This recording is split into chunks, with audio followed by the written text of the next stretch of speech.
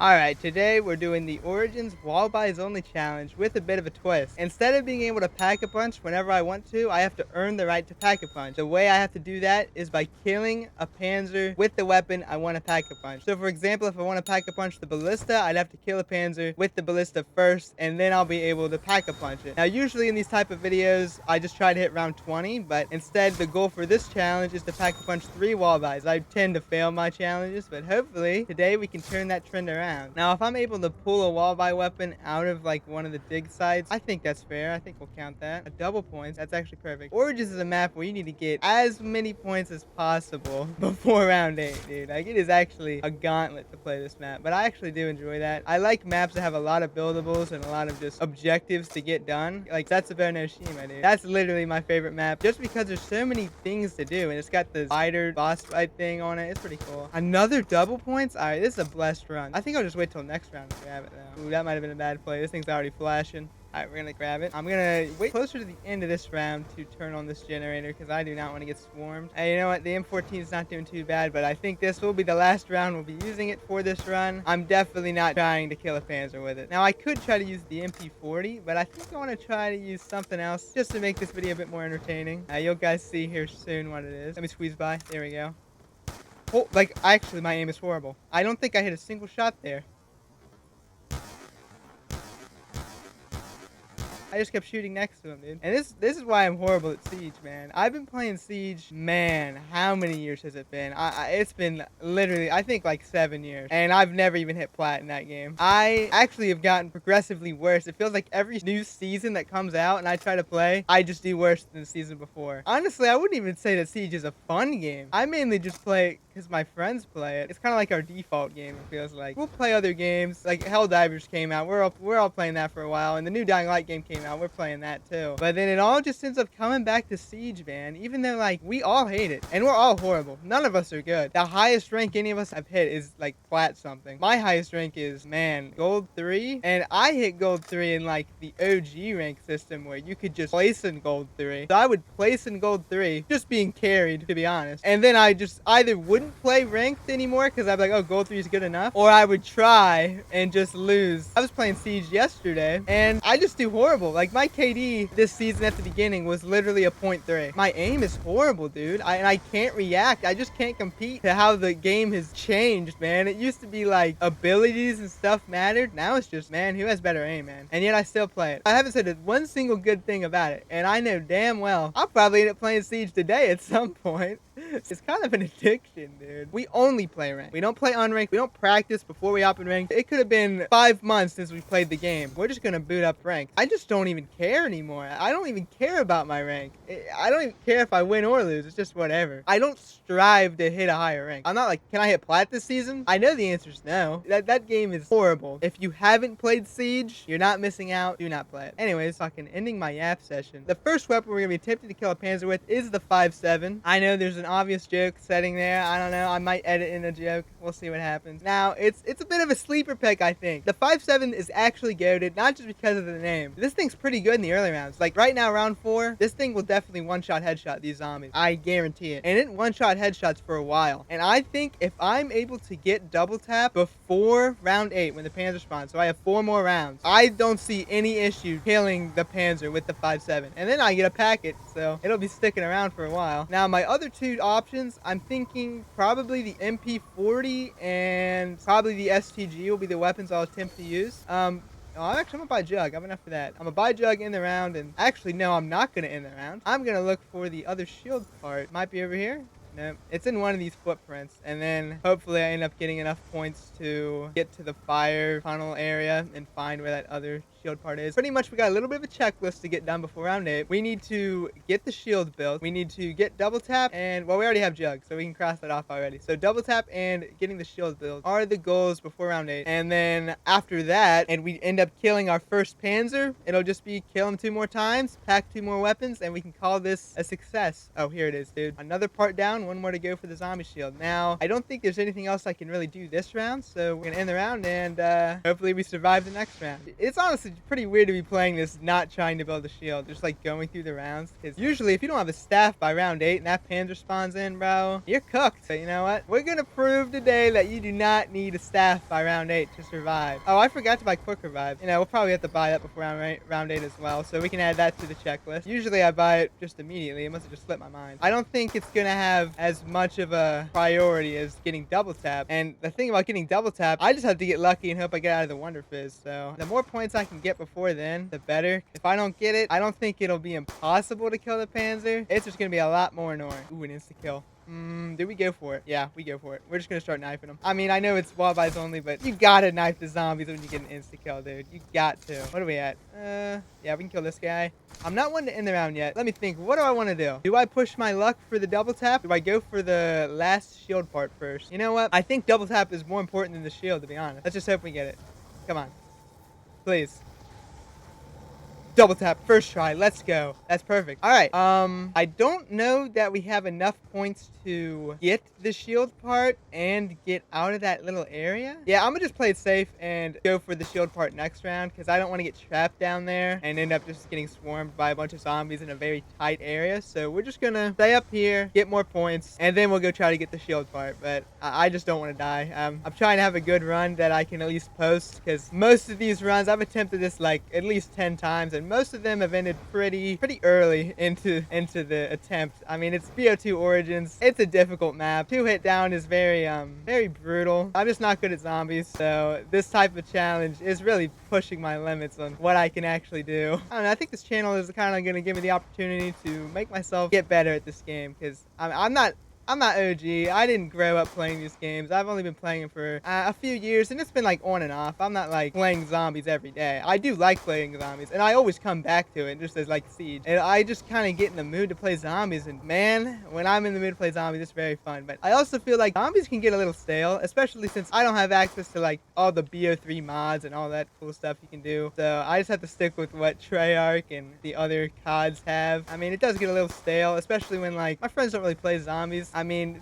they played bo6, and oh, that reminds me, bo7. Oh, wait a second. Let me get my thoughts together. I have like 5 thoughts going through my brain right now. Let's go back to what I was saying, so you know we can have a coherent thought. I think this channel will allow me to get better. This challenge is definitely pushing my limits. I usually like to play bo3 Origins because it's easier. The gobblegums, like, ooh, don't want to step over there. The gobblegums kind of give you some get out of jail free cards, especially with like anywhere but here and in plain sight. They really do save your ass a lot if you end up getting cornered. Yeah, pretty much that's what I was saying. Now the next thing I was saying, bo7. It got revealed. The zombies, I'ma be real, it looks pretty cool. I don't want to overhype it because I feel like that's what happens in zombies, not just in zombies, in Call of Duty in general. It's just kind of a cycle of hating on the current COD, getting hyped for the next COD, saying it's pretty good for like a month or two, and then start hating on that COD, and then it's just like a new cycle of hating the current COD and then getting hyped for the next COD. I'm gonna say right now, I don't hate bo6. I think objectively, bo6 zombies is a good zombies, and it's definitely the best modern zombies that we've had. It's a way better version of Cold War. The maps are more interesting, and I like the augment system better than whatever the Cold War progression system was, where you got like, what was it, like ether crystals or whatever, and you could just like,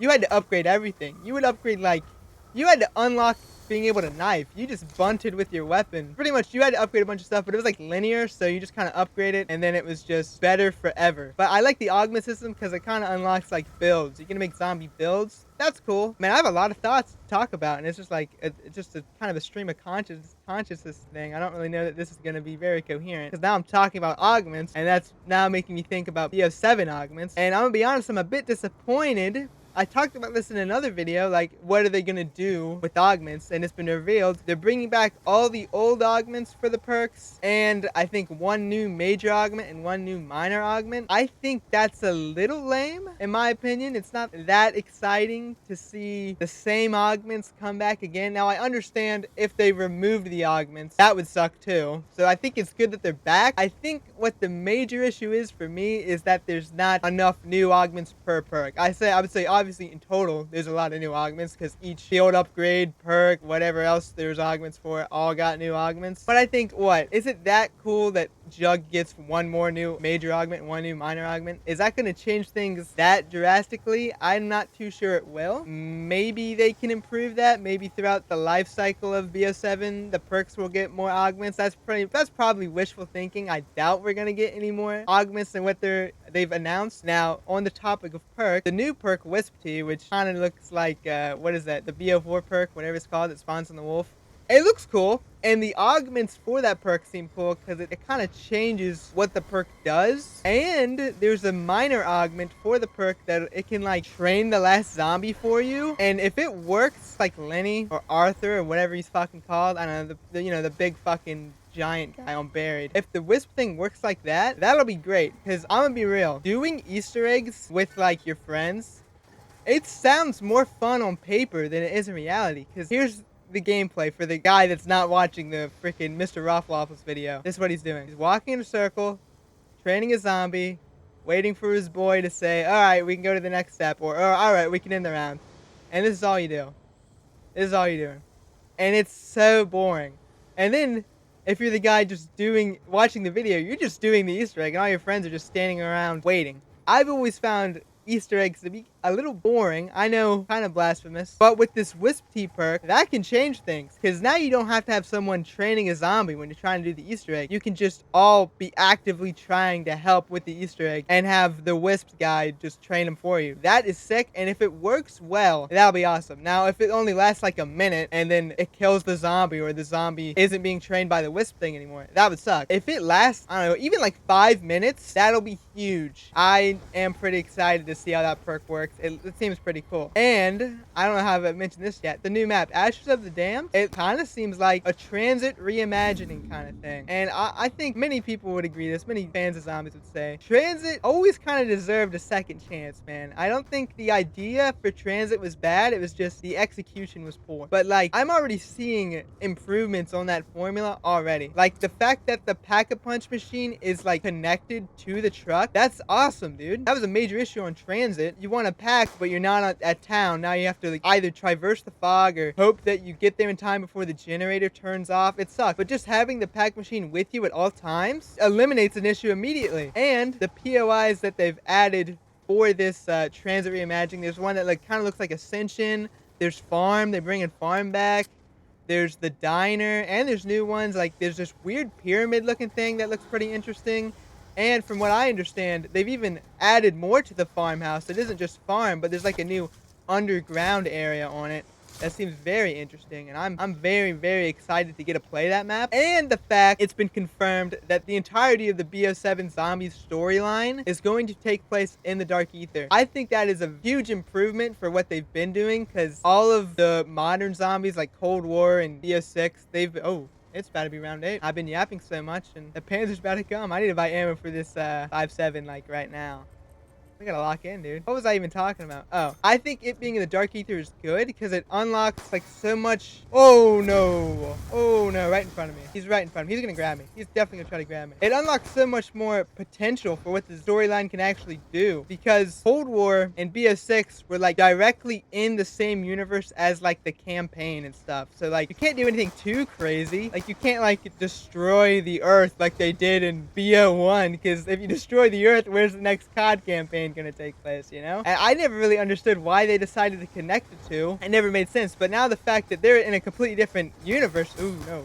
Oh, I think I grabbed the shield part and I never actually built the shield because I was too busy yapping. That probably won't be an issue as long as I don't get cornered. I think he's getting a little, but yeah, I'm very, very hopeful for the new zombies. I'm not like pre-ordering it. I would recommend you guys don't pre-order it either, especially if you have an Xbox and you have Game Pass. Did he just flank me, dude? He literally cut a corner, bro. He knew where I was going. That's nuts. I would recommend... Ooh, I'm getting cornered. Ooh. All right, we're good. I would recommend not to pre-order it, especially if you have Game Pass, because you can just play it with Game Pass. And I know people like owning their games, but, you know, if you really, really end up liking BO7, You can buy it later. Just try it out on Game Pass first. You never know. You really never know with zombies. Is it actually going to be good? Is it going to perform horribly, you know? It might be good like 4 months after release when they fix servers and stuff. I say just be careful, you know, just wait and see. Don't get sucked into the hype. The beta is going to have zombies in it, so I'm definitely going to play that, but don't pre-order it. Obviously, if you end up really like... Did I kill him? Oh, he's dead. He's dead.